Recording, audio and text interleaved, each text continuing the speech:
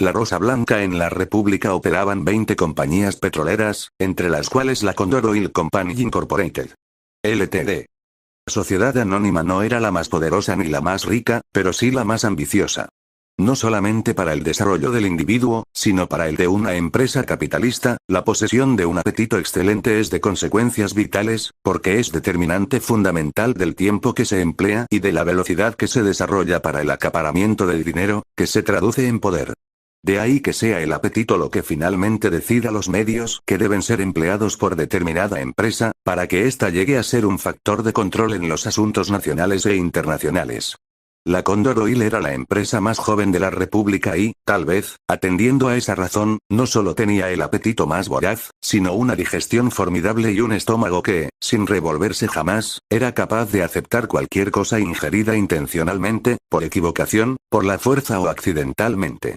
La lucha impía de todas las compañías petroleras en la República tenía una meta principal y esta era apropiarse de todas aquellas tierras que presentaran aún la más leve posibilidad de producir petróleo algún día, en un futuro próximo o en 50 o 100 años.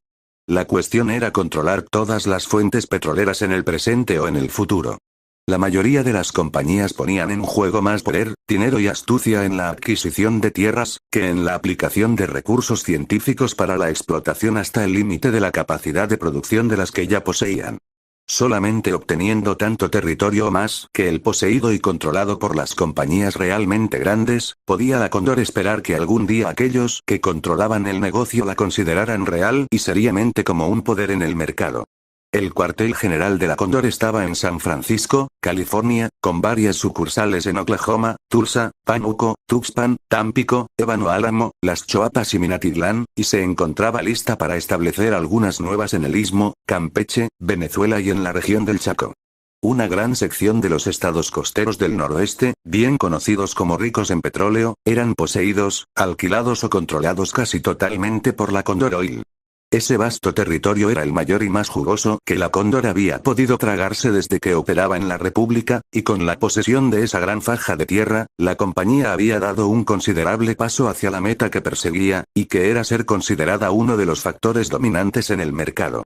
Colindando y cortando en parte esa nueva posesión de la Condor, se hallaban las tierras de una vieja hacienda llamada Rosa Blanca. Rosa Blanca ocupaba más o menos 1000 hectáreas de tierra que producían maíz, frijol, ajonjolí, chile, caña de azúcar, naranjas, limones, papayas, plátanos, piñas, jitomates, y una especie de fibra con la cual se fabricaban reatas y hamacas. Además, en ella se criaban caballos, mulas, burros, cabras, puercos y algo más preciado, buenos muchachos y muchachas indígenas.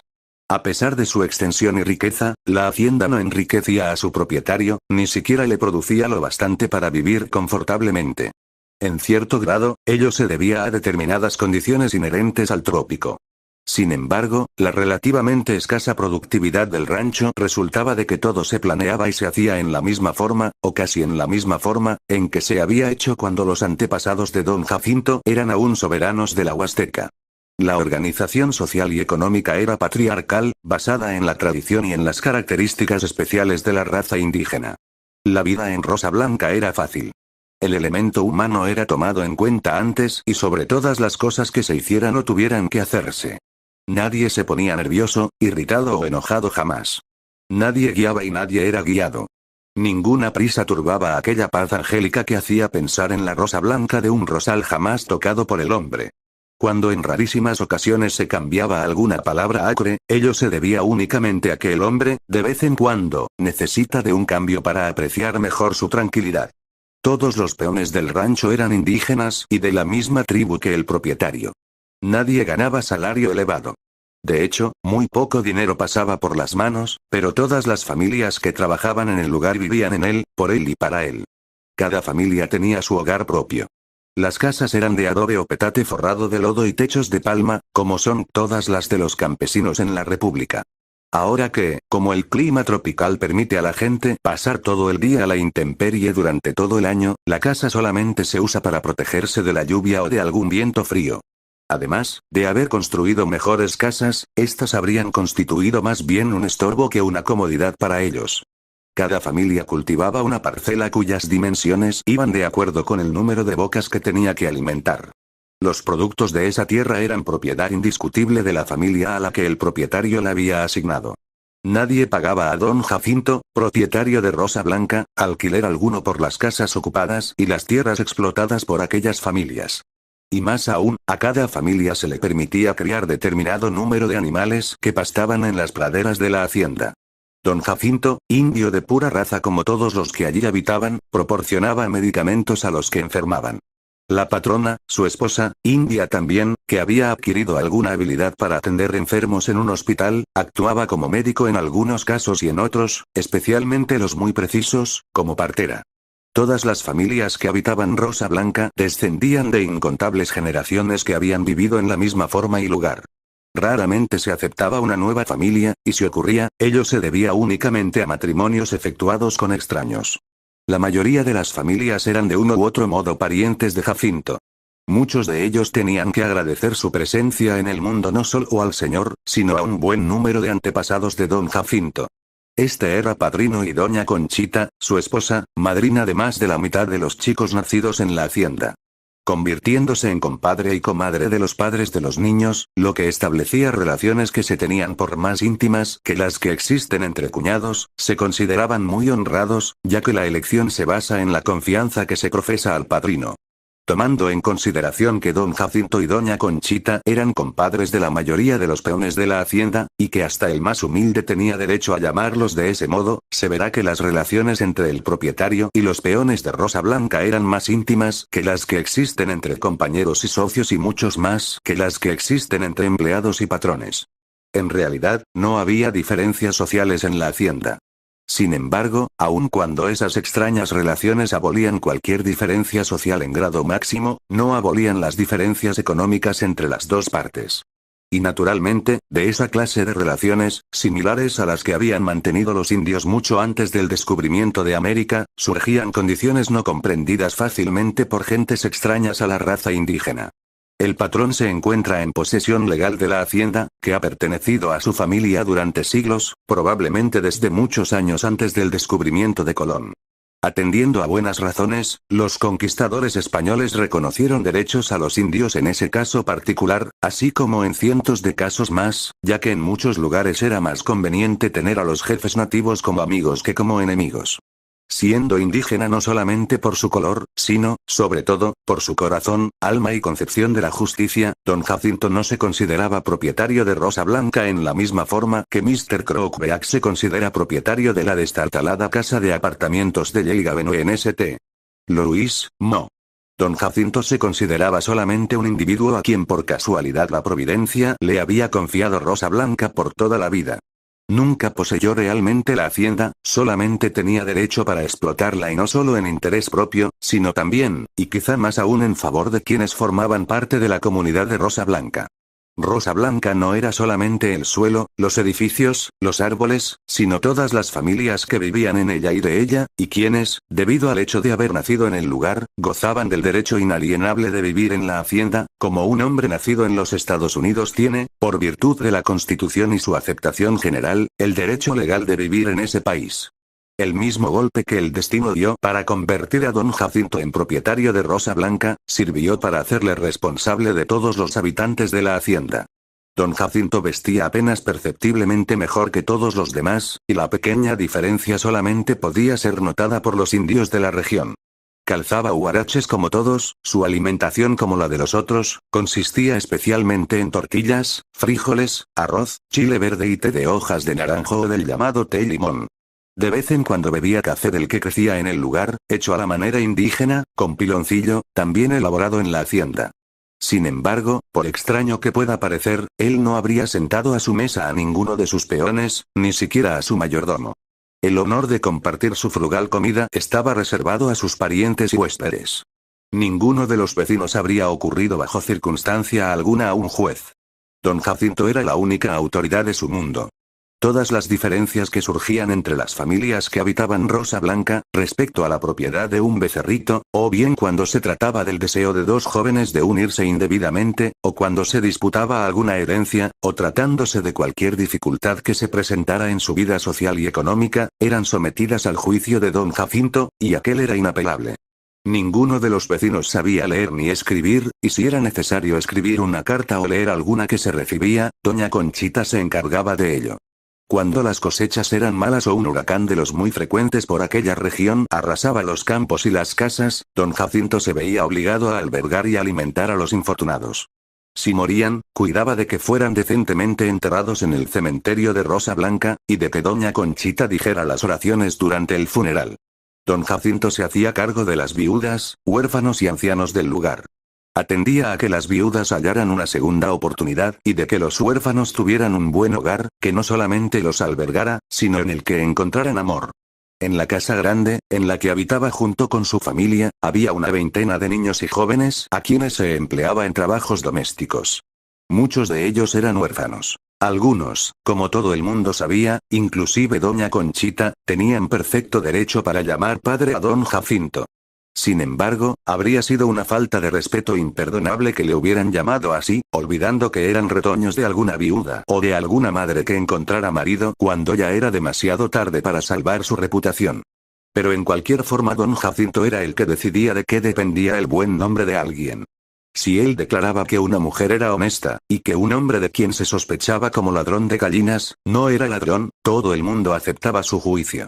Cada año, los muchachos en buena edad debían casarse y formar nuevas familias. Don Jacinto los proveía de hogar y tierra, porque muy pocos abandonaban Rosa Blanca después de su matrimonio. Y no importaba la cantidad de hijos que una familia pudiera producir, porque don Jacinto siempre encontraba un sitio para ellos. Bajo esas condiciones ni una sola persona en Rosa Blanca criticaba a don Jacinto por vivir en una casa más grande que la de los demás, por comer carne con más frecuencia que los otros y por tomar unos cuantos tragos de mezcal cuando lo deseaba. Pero sea cual fuere la cosa que hiciera o cualquiera la forma en que actuaré, nunca actuaba como gran jefe, como ogro que emplea y despide a su antojo. De hecho no podía hacerlo, era la providencia la que empleaba y despedía a sus hombres, y él aceptaba el hecho como una ley natural. Condiciones semejantes, por supuesto, existen, o pueden existir solamente en ranchos cuyo propietario es indígena, al igual que sus ayudantes. Porque si ocurre que el propietario es un gachupino, lo que es 100 veces peor, un alemán, las condiciones son exactamente las mismas que prevalecían en Rusia o en Prusia en el siglo XVIII. Las condiciones de Rosa Blanca eran inmejorables, y cualquier asunto, cualquier contacto entre don Jacinto y una compañía americana de petróleo, tenía forzosamente que conducir a una tragedia inevitable, una vez que el contacto estuviera hecho. Vano intento de mezclarse dos mundos extraños entre sí, dos mundos que no tenían absolutamente nada en común. Las armas de que disponía don Jacinto y las que sabía manejar en las ocasiones que juzgaba convenientes para determinadas finalidades, no podían en caso alguno enfrentarse a las esgrimidas por una gran empresa capitalista explotadora de petróleo, que pretendía hacer varios millones de dólares anuales para no morir miserablemente. Los accionistas de la compañía no podían vivir sin mansiones, mayordomos, yates. Ni podían pasar sin comprar sus ropas en Londres y París, y todavía les sobraba lo suficiente para jugar a la bolsa. La tierra que rodeaba Rosa Blanca, había estado cubierta en parte por la selva y en parte ocupada por ranchos, pueblecitos y colonias. La Condor Oil había adquirido aquel vasto territorio cuando nadie sospechaba que contuviera petróleo. Había sido comprado o más bien había cambiado de dueño, no solo mediante pequeñas cantidades de dinero, sino poniendo en juego toda clase de combinaciones, corrompiendo a las autoridades, cohechando políticos y acosando a otras compañías como tábanos a un rebaño en marcha. Los propietarios auténticos, indios indefensos o campesinos mestizos en su mayoría, vieron muy poco del dinero pagado por las compañías a cambio de sus tierras. Lo que la compañía había gastado no era mucho, por término medio puede calcularse en menos de medio dólar por acre, del cual los propietarios habían recibido 10 centavos o un poquito más. Si los propietarios no podían ser localizados, como ocurría o como proponían que ocurriera en más de la mitad de los casos, el dinero de los agentes de la compañía llenaba las bolsas de toda clase de funcionarios corrompidos por la dictadura. El más pequeño acto criminal cometido por la Condor era la falsificación de certificados de nacimiento para acreditar a supuestos herederos como propietarios. En una de las reuniones de directores de la Condor Oil Co. Incorporated. Ltd. Sociedad Anónima, se dijo que la compañía tenía toda razón para considerar ese territorio, adquirido tan inesperadamente, como su mayor tesoro, en realidad como su tesoro más preciado, como su corona de perlas. Entre esas perlas, sin embargo, faltaba la más codiciada, faltaba Rosa Blanca. Como el suelo próximo a Rosa Blanca había resultado inmensamente rico en petróleo, no podía dudarse de que el terreno en el cual florecía la Rosa Blanca era igualmente rico, tal vez más rico. Dos cosas había a las que la Condor Oil debía atender antes que nada. Una era comprar Rosa Blanca o conseguirla por cualesquiera medios, aun cuando ellos condujeran a una guerra entre los Estados Unidos y la República. Otro asunto que embargaba la mente de los directores era la posibilidad de que otra compañía más fuerte y en mejores relaciones con el gobierno de la República pudiera echar mano de Rosa Blanca, sobre la que la Condor se sentía poseedora de una opción ilimitada y hasta de una escritura no signada. Si las manipulaciones de los directores de la Condor originaban una guerra o cualquier clase de dificultades internacionales, ninguno de ellos resultaría perjudicado. Todos habían traspasado la edad señalada para combatir por su país. Dos, que posiblemente habrían tenido que alistarse si la guerra se prolongaba, contaban con la buena excusa de un padecimiento cardíaco que los imposibilitaba para servir ni aun en la cocina de un campo de entrenamiento en California. Cuando los agentes de la Condor habían adquirido el nuevo territorio no habían olvidado Rosa Blanca, pero de momento no les había parecido preciso obtenerla. Además, como estaba bien cultivado su suelo, cosa que no ocurría con los ranchos vecinos y las colonias, habían considerado que el precio sería demasiado alto, tomando en cuenta sobre todo que nadie estaba seguro de que hubiera petróleo en el lugar. Y siempre que el asunto salía a colación, los agentes estaban de acuerdo en que, una vez probado el valor de los terrenos circunvecinos, podría obtenerse Rosa Blanca por un precio conveniente. El propietario, ese indio idiota, se sentiría enormemente feliz cuando le pusieran enfrente de los ojos $2.000, todos en moneda acuñada, sin un billete entre ellos. Los 5 primeros pozos habían empezado a producir, y se solicitó de don Jacinto el arrendamiento de todas sus tierras, pagándole en cambio $2 anuales por acre. Él no dijo ni sí ni no, y una hora después había olvidado el asunto. Algunas semanas más tarde se le ofrecieron $2 por acre a cambio del arrendamiento ilimitado o garantizado durante 20 años. Nuevamente olvidó la proposición, y 3 meses más tarde se le hizo una nueva, consistente en pagarle $2 por acre anualmente durante 20 años y el 1% sobre las utilidades resultantes de la explotación de los pozos que se encontraran en el lugar. 2 meses más tarde se aumentó la proposición al 8% en lugar del 1%, y sobre cualquier producto que se obtuviera de Rosa Blanca. Había sido el señor Pallarés, agente comprador de la Condor, quien personalmente había hecho a don Jacinto aquella última oferta. Su proposición es magnífica, contestó don Jacinto, pero siento no poder aceptarla. No me es posible alquilar la hacienda, no tengo derecho para hacerlo. Mi padre no pensó jamás en vender o alquilar el lugar, ni lo pensaron tampoco mi abuelo o mi bisabuelo. Yo estoy obligado a cuidar de Rosa Blanca y a conservarla para aquellos que vivan después de mí, quienes a su vez la guardarán para los que les sucedan. Así ha venido ocurriendo desde el principio del mundo. ¿No recibí yo todos los naranjos, tamarindos y mangos de mi padre? Ahora nada tendríamos de ellos si mi padre y mi abuelo no hubieran sembrado pensando en las generaciones venideras. Atendiendo a esa misma razón he plantado algunos cientos de árboles este año, entre ellos algunos que no habíamos tenido, tales como toronjas. Las matitas nos llegaron a Tuxpan desde California, y ya las tenemos listas para plantarlas tan pronto como vengan las lluvias. Es así como marchan aquí las cosas. Los muertos piensan en los vivos, y los vivos piensan en los que vendrán. ¿Comprende usted, señor? Desde luego, dijo el señor Pallarés con aburrimiento. De hecho no comprendía ni una sola palabra de lo que don Jacinto decía. Él era un hombre de negocios, para quien la tierra representaba mercancía y nada más. Él, personalmente, nunca había poseído tierra, ni tampoco su padre. Aparte del tráfico de tierras, se dedicaba a la política y esperaba llegar a ser diputado algún día, siempre que pudiera obtener el dinero suficiente para pagar los gastos de su propaganda. Informó a la oficina que don Jacinto estaba loco. «Es maravilloso», exclamó el vicepresidente de la Condor cuando leyó el informe. Si ese piojoso está loco, debemos enviarle al manicomio y dejarlo allí olvidado para beneficio de la sociedad humana. Don Jacinto no sería el primero que desaparecería encerrado en un manicomio para morir olvidado y miserablemente por no haber facilitado a alguna compañía petrolera la adquisición de su propiedad. Otro agente, esta vez el señor licenciado Pérez, se presentó a don Jacinto para tratar el asunto de la Condor. Consigo llevaba una bolsa de lona llena de dinero. No era toda la cantidad que la Cóndor había prometido pagar a don Jacinto. Sin embargo, era bastante para hacer casi a todos los hombres cambiar de opinión en cualquier asunto, aun tratándose de sus creencias religiosas. El licenciado Pérez ya no pretendía alquilar. Los directores sustentaban la idea de comprar la hacienda definitivamente. En tal caso la compañía ofrecía más dinero, bastante más en verdad. A ello Jacinto no podría rehusarse. Pero vea usted, señor licenciado, ¿cómo podría yo vender la hacienda? Dijo don Jacinto expresándose como lo hacía usualmente. El tiempo era algo indefinido para él, lo empleaba para hablar con su esposa, con sus niños, con su mayordomo, con su compadre, con los traficantes de ganado, con los comerciantes y nunca había aprendido a darse prisa.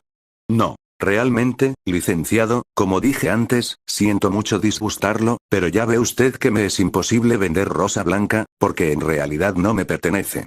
El señor Pérez se enderezó en su silla, se introdujo un dedo en la oreja, lo agitó en forma cómica y miró a Jacinto estúpidamente. Después dijo: ¿Oí bien? ¿Puedo dar crédito a mis oídos? ¿Ha dicho usted, lealmente, que no es el propietario? ¿Es verdad eso, don Jacinto?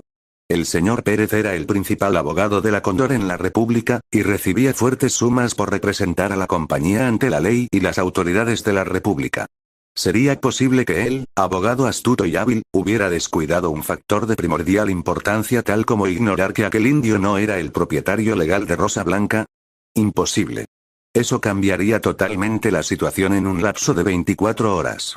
Prácticamente, la mitad de las propiedades adquiridas por compañías petroleras y mineras extranjeras, habían sido compradas a precios ridículamente bajos y ello se debía, precisamente, a que en muchos casos los propietarios no podían probar por medio de documentos legales sus derechos de propiedad. Muchos cientos, si no miles de propiedades de la República, a menudo en posesión de la misma familia durante muchas generaciones, no habían sido registradas en parte alguna, a excepción de la Oficina de Contribuciones que nunca se preocupaba por dilucidar quién era el verdadero dueño de una finca, en tanto que las contribuciones impuestas a la misma fueran cubiertas puntualmente. Rosa Blanca podía denunciarse como realmente abandonada, reclamarse como propiedad de la nación y el gobernador del estado o cualquier político podían rematarla como representantes de la nación, en una falsa subasta, por $10.000, ganando por ello una comisión de 100.000. El sudor bañó el gozoso rostro del señor Pérez, quien se lo secó, primero abanicándose y después con el pañuelo, en medio de gran excitación. Tragando saliva con dificultad, dijo tartamudeando: Lo que no, es decir si yo mismo he revisado todos los registros, todos los documentos referentes a la propiedad.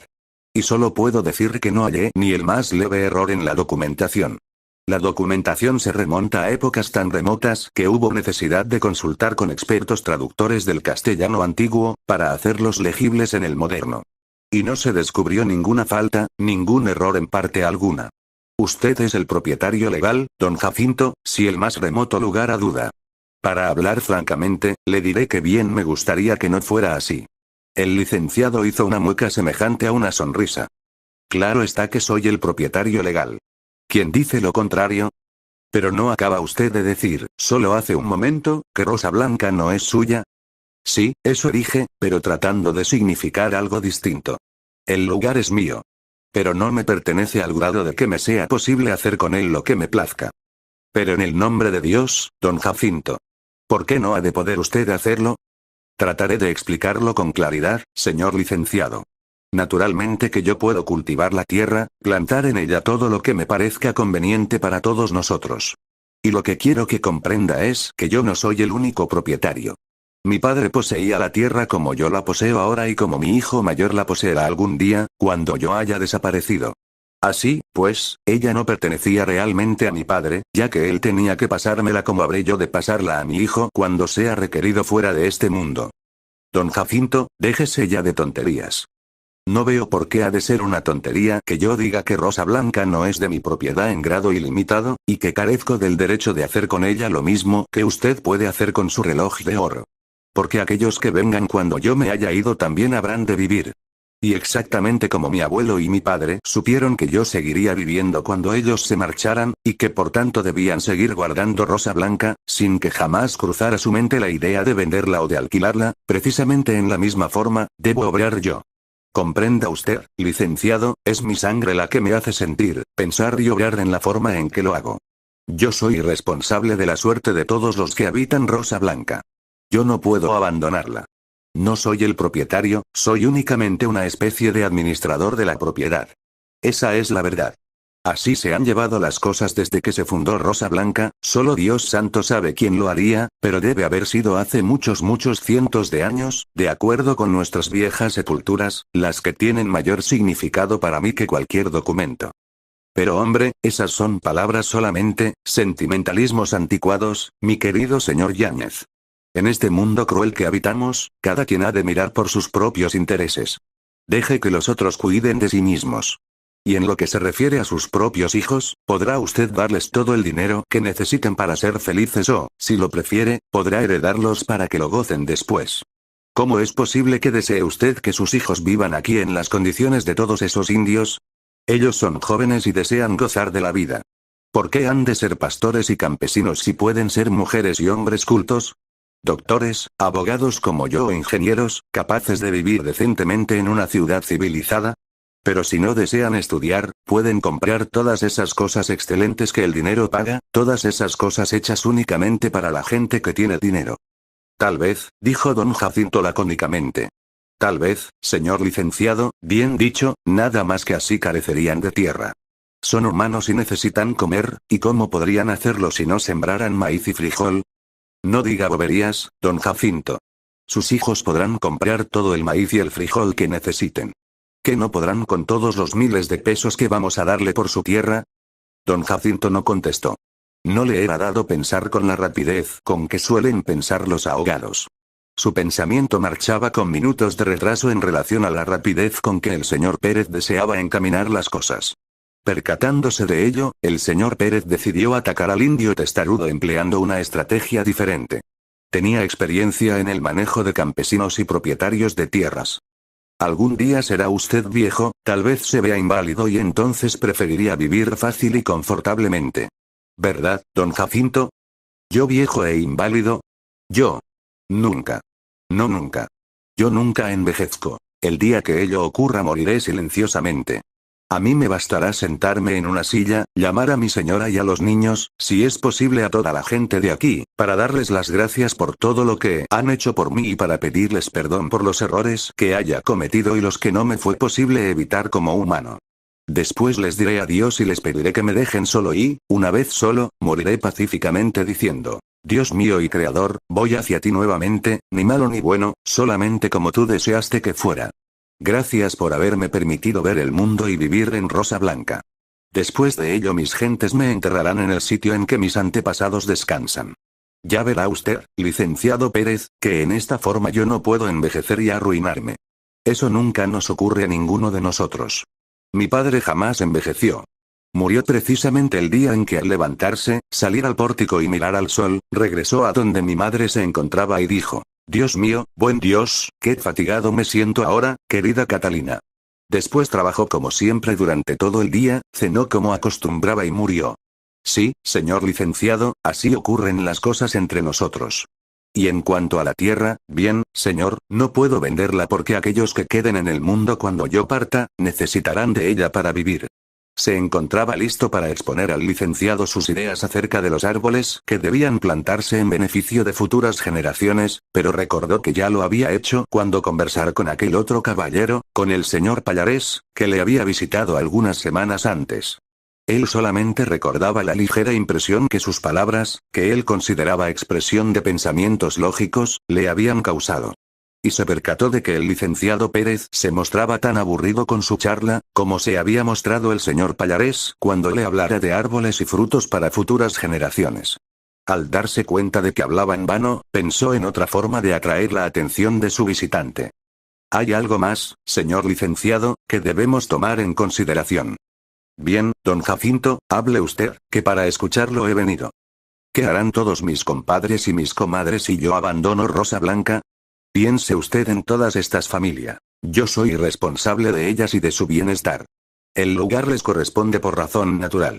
Son como árboles con profundas raíces en el suelo.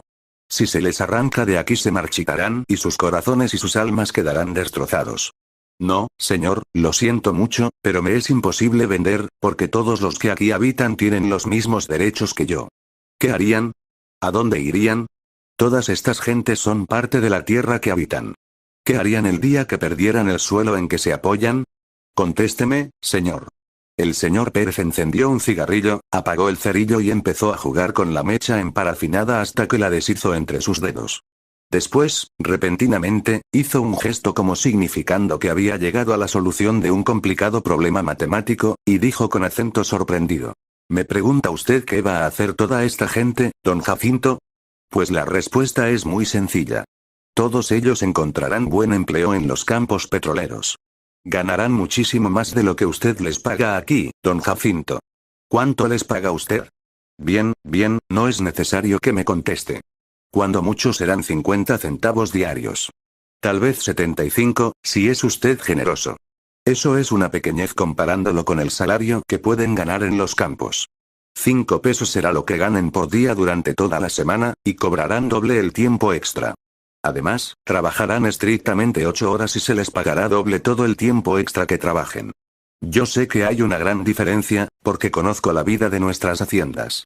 Se trabaja de sol a sol, y se reciben en pago unos cuantos centavos cuando el hacendado le da la gana. Habla en general, don Jacinto, no me refiero exclusivamente a su hacienda. Don Jacinto movió la cabeza varias veces, sin pronunciar palabra. El señor Pérez lo miró pensando en su estupidez y dijo para sí, solo el diablo sabe por qué todos estos malditos indios no fueron ahogados o colgados por los españoles. La República sería un lugar excelente para hacer dinero, si no fuera por esos malditos indios con su miserable maíz y frijol. Bueno, creo que es tiempo de dar el golpe final y de terminar el asunto de una vez por todas. Arrimando la mecedora en que estaba sentado, se aproximó más a don Jacinto y haciendo un gesto con el que pensaba impresionar al indio, le habló en tono confidencial. Mire, don Jacinto, sea razonable por lo menos una vez en su vida. Yo no tengo ni la menor intención de estafarlo, de robarle lo que le pertenece, nunca haría semejante cosa a un compatriota, para que esos malditos gringos pudieran beneficiarse. Trato con usted honestamente, don Jacinto. Creo en lo que me dice, señor licenciado, no tengo razón alguna para dudar de su honestidad. Lo considero un caballero respetable, y siempre lo tendré en alta estima. Créame, señor. Gracias por su confianza, don Jacinto. Le compraré su tierra obrando con la mayor honestidad. Trataré con usted como amigo y no como agente de una compañía extranjera. Para mostrarle que comprendo su situación y que deseo obrar honestamente con usted, le ofreceré un precio que nadie le ofrecería jamás. Todavía iré más lejos, cualquiera que sea la oferta de otra compañía, yo la mejoraré en un 10%. Palabra, don Jacinto. Pero, por favor, señor licenciado, yo no puedo vender la tierra porque, verá usted. Nada, don Jacinto, nada, no se precipite, interrumpió el licenciado con voz suave, como si se dirigiera a un enfermo a quien no deseara irritar. Usted puede vender el rancho, yo sé que usted puede. No puedo, señor, no es mío, no puedo porque... Por favor, déjese de tonterías. Eso ya me lo dijo antes 100 veces, si no más. Ya me sé de memoria todo eso. Diré a sus hombres, quienes sin duda trabajan duramente aquí, que en los campos su trabajo será mucho más fácil e infinitamente mejor pagado. Podrán comprarse zapatos como los que usa la gente civilizada y dejarán de usar los huaraches que están bien para los salvajes. Sí, don Jacinto, ya sé que usted también usa huaraches, don Jacinto. Pero si lo hace es solamente porque le acomodan y no porque sea tan pobre como estos indios miserables que jamás se han probado un zapato. Cuando trabajen en los campos podrán comprar a sus mujeres vestidos de seda, zapatos de tacón alto, jabón perfumado y todas esas cosas que a ellas les gustan sobre todo en el mundo. Y si los hombres no desperdician su dinero y se alejan del mezcal, en poco tiempo podrán dedicarse al comercio y vivir libres y felices. Jacinto volvió a callar. No contestó porque no comprendió de qué hablaba el licenciado. En su mente había solo una idea inmutable, una idea que jamás estaría en contacto con las ideas expresadas por el licenciado. Aquel pensamiento, el único que tenía en aquel momento era, sin embargo, tan poderoso, que abarcaba el mundo entero y solucionaba todos los problemas. Todas las preguntas que se le hicieran habrían podido ser definitivamente contestadas con aquel pensamiento único. No podría expresarlo con las bellas palabras empleadas por los poetas, ni con la brevedad de un científico capaz de usar símbolos comprendidos solo por otro científico. Tampoco podría ilustrar su pensamiento con estadísticas semejantes a las hechas por un estudiante de economía nacional. Solo pudo expresarlo diciendo: pero si ellos carecen de tierra no podrán cultivar maíz. Maíz, esta palabra significaba para él, para el indio, tanto como para nosotros expresa la oración que elevemos al Señor: el pan nuestro de cada día dadnos, Señor. No el que necesitaremos mañana, no, el que necesitamos ahora, el pan nuestro de cada día, porque mañana podremos morir si ahora carecemos de él. El señor Pérez sabía que había hablado en vano, que el indio no había seguido sus pensamientos. Jacinto, aun cuando su vida hubiera dependido de ello, no habría encontrado otra respuesta en su mente. Para él toda la sabiduría del mundo descansaba en su único pensamiento, al igual que toda la sabiduría de la raza humana, desde su origen en la tierra, tiene sus raíces en la primera y última verdad del hombre: la tierra produce pan, y el pan vida. ¿Qué otra sabiduría habría hecho a Jacinto más feliz, más rico o le habría satisfecho más? Ningún abogado habría comprendido jamás la simpleza de esa sabiduría. El licenciado Pérez sabía que en cualquier tienda podía comprarse maíz y que lo único necesario es el dinero. La Cóndor tenía dinero y estaba dispuesta a pagar el terreno.